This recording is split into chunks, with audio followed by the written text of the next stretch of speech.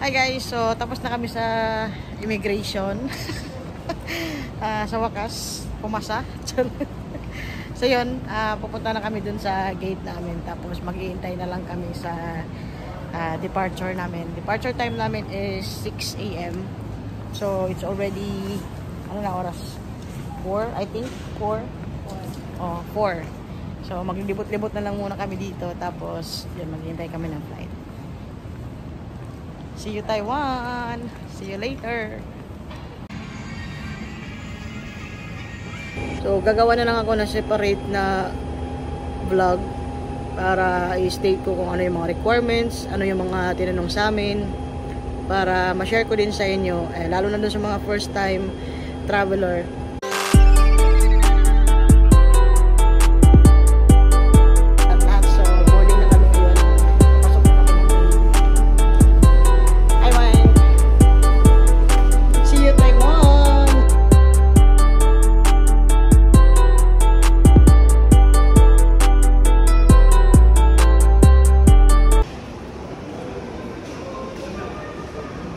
Sige, pindot na.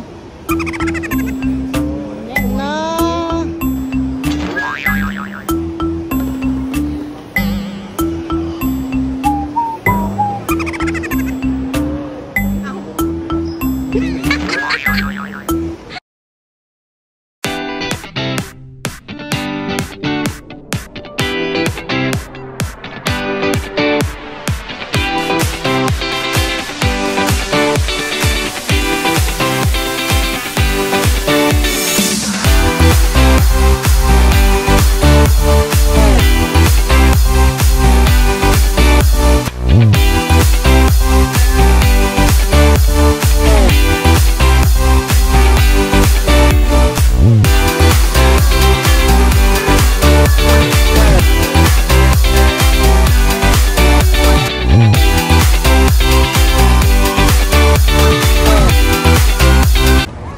Nandito na kami sa Ximending.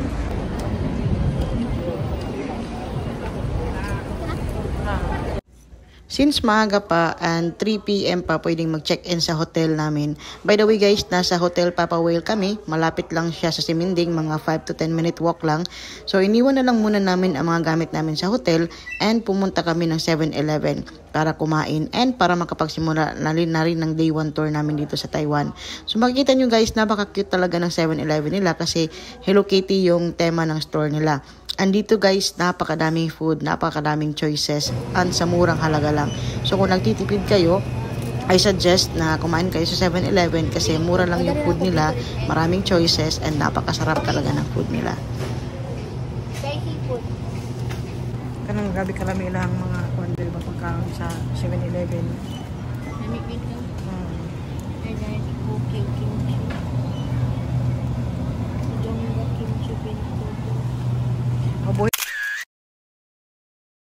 Ito din siya kabigyan nito. Ano mo? Ano ba?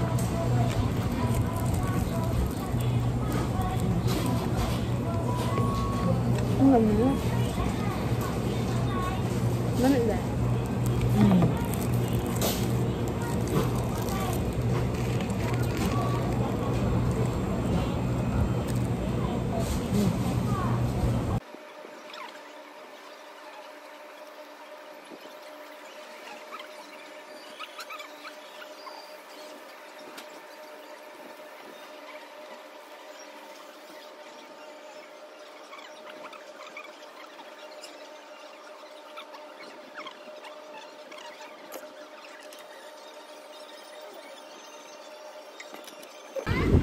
Guys, papunta kami ngayon sa Ximen Station kasi pupunta kami ng Shanghai Shek. So andito kami ngayon sa Ximending kasi yung hotel na nasa Hotel Papa Whale kami na naka-check-in. So yung weather ngayon is malamig. Parang naka-aircon.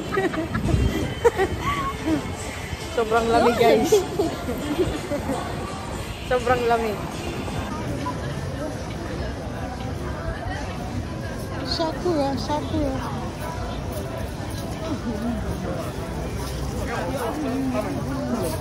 So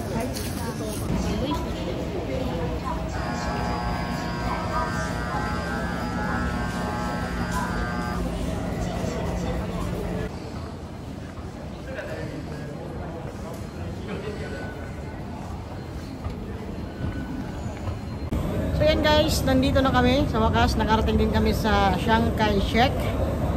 So galing kami ng Ximending. And ito na guys, oh. So paglabas ninyo ng exit 5, so yun, ito agad yung bubungad sa inyo. Ayan. So yan yung papuntang Chiang Kai-shek. So kung manggagaling kayo ng Ximending, papasok lang kayo ng Ximin Station, tapos bababa kayo sa platform number 4. Then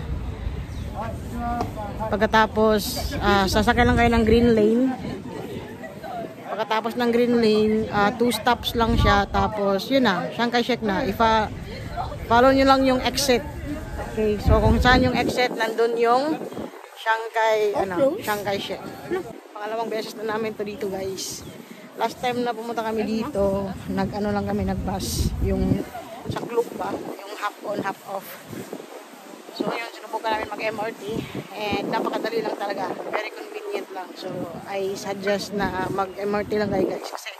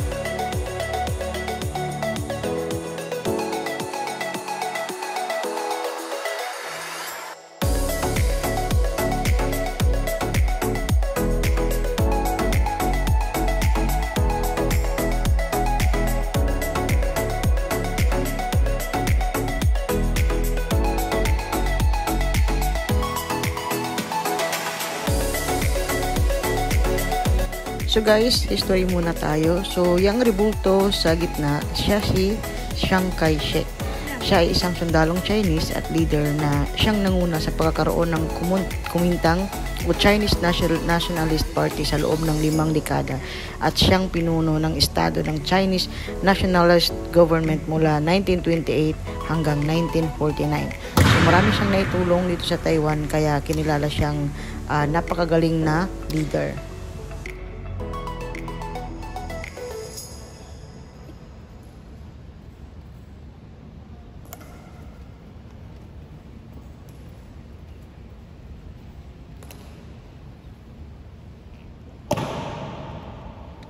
Alright guys, so tapos na kami dun sa Chiang Kai-shek. So na timing namin na yung changing of guard. So ngayon papunta na kami ng Longshan. So pagpunta ng Longshan, balik lang kayo dun sa MRT station, tapos take the blue line. Tapos yun lang, papuntang Longshan. So yun, dito na kami ulit sa MRT. Pasok kami ulit dyan sa MRT guys, and yun, sasakay kami ng MRT papuntang Longshan. So after ng Longshan, last destination namin is Taipei 101. So, pagkatapos tsaka kami babalik ng Ximending, tapos doon na lang kami kakain ng hapunan. So yun guys, nandito pa ako sa comfort room. Naghintay ako kay partner ko kasi CR siya. So nagtanong-tanong ako dito, para papunta daw ng Longshan is sasakay ka papuntang Ximen, tsaka ka pa sasakay ng Blue Line. Okay, so from Chiang Kai-shek, punta ka ng Ximen, sakay ka ng MRT papuntang Ximen, tapos Blue Line. Yun.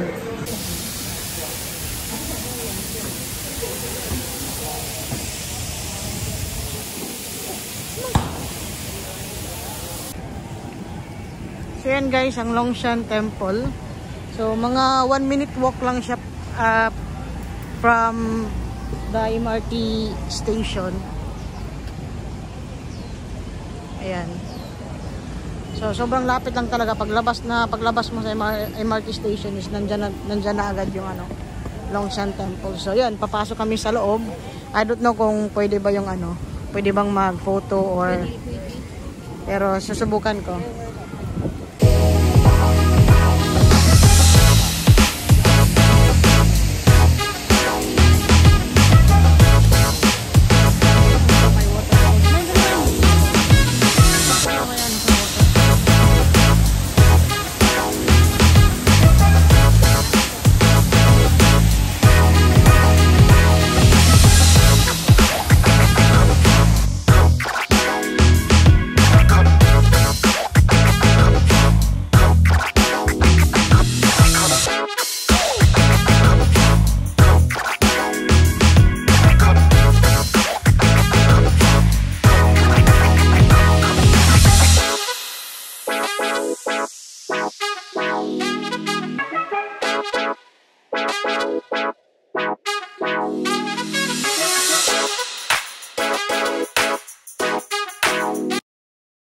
Alright guys, so tapos na kami sa temple.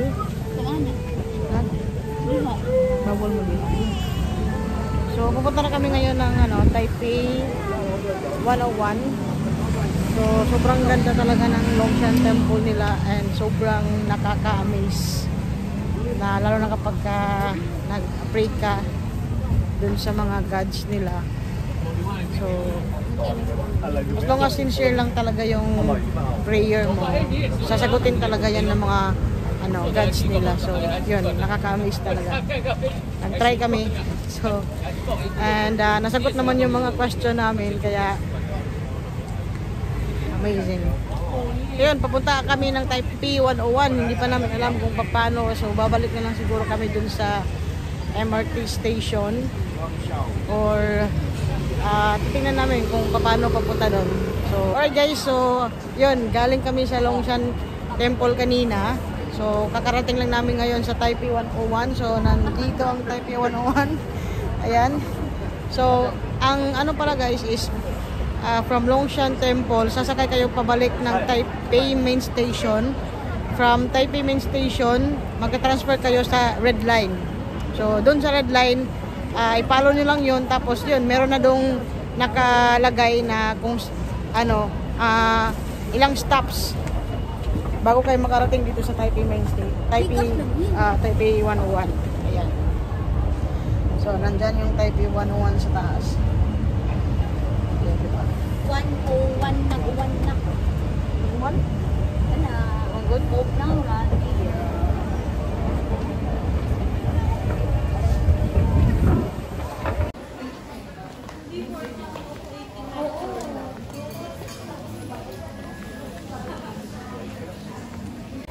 So ayun na nga guys, hindi kami natuloy sa pagbayad dun sa Taipei 101 kasi sabi nung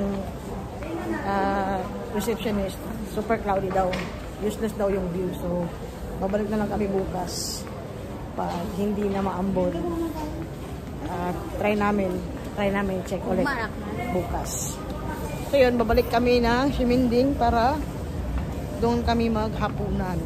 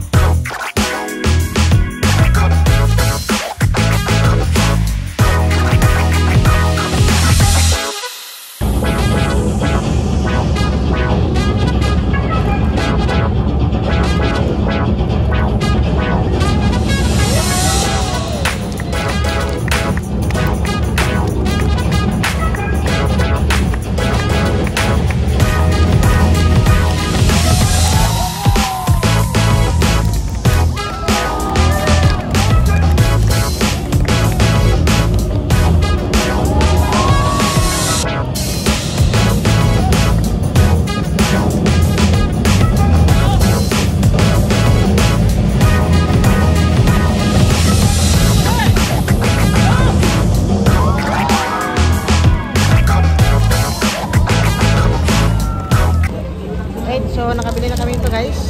Ayan, sobrang laki. Lami, pa-chicken na po.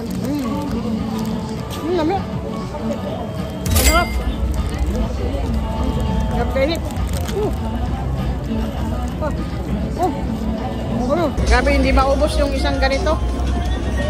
Isang ganito, busog ka na.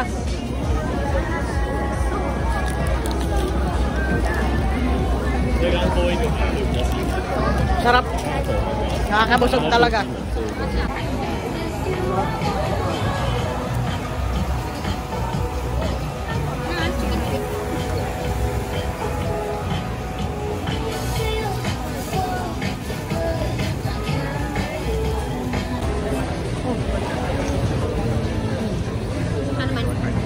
Lami.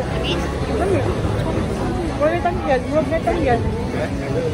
Huwag yung magtanggad. Diba?